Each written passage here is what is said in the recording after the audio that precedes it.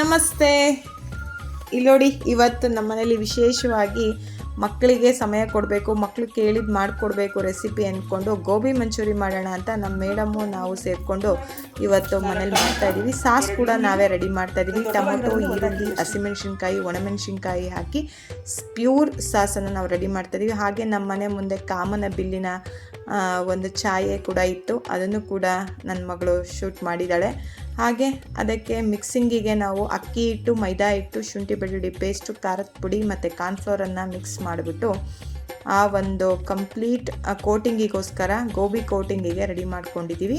ಹಾಗೆ ಒಂದು ಹೂಕೋಸನ್ನು ಬಿಸಿನೀರಲ್ಲಿ ಕಂಪ್ಲೀಟ್ ಬೇಯಿಸ್ಕೊಂಡು ಬಸ್ಕೊಂಡು ಇಟ್ಕೊಂಡಿದ್ದೀನಿ. ಏಕೆಂತಂದರೆ ಅದರಲ್ಲಿ ಕೆಲವೊಂದಿಷ್ಟು ಬ್ಯಾಕ್ಟೀರಿಯಾಸ್ ಅಥವಾ ಏನೇ ಒಂದು ಇನ್ಫೆಕ್ಷನ್ಸ್, ಫಂಗಲ್ಸ್ ಏನಾರ ಇದ್ದರೆ ಅದು ಕಂಪ್ಲೀಟ್ ಬಿಸಿನೀರಲ್ಲಿ ಕ್ಲಿಯರ್ ಆಗಲಿ ಅಂತ. ಹಾಗೆ ರುಬ್ಬಿಟ್ಕೊಂಡಿದ್ದೀನಿ ನೋಡಿ.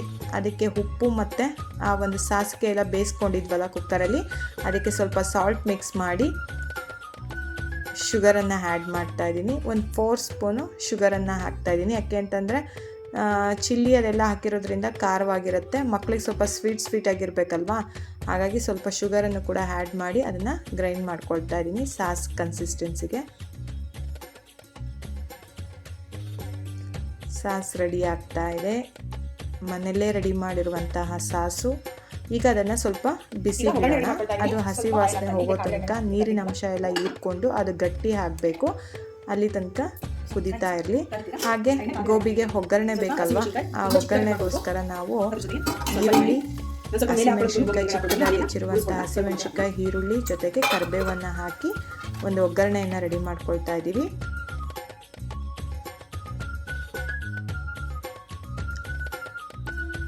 ಆ ಸಾಸನ್ನು ಸ್ವಲ್ಪನೇ ಹಾಕ್ಕೊಳ್ತಾ ಅದನ್ನು ಫ್ರೈ ಮಾಡ್ತಾ ಹೋಗೋಣ.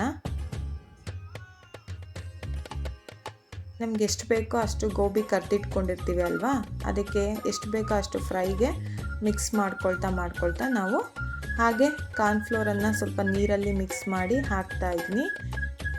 ಹಾಗೆ ಸ್ವಲ್ಪ ನಿಂಬು ರಸ ಕೂಡ ಆ್ಯಡ್ ಮಾಡ್ತಾ ಇದ್ದೀನಿ. ವಾವ್, ಸೂಪರ್ ನೋಡಿ ಹೇಗಿದೆ.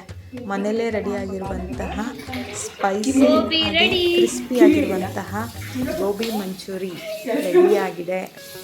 ಸಂಜೆ ಸ್ನ್ಯಾಕ್ಸ್ಗೆ ಮಾಡಿದ್ದೀವಿ. ಹಾಗೆ ಅದ್ರ ಮೇಲೆಲ್ಲ ಹಸಿ ಈರುಳ್ಳಿ, ಕೊತ್ತಂಬರಿ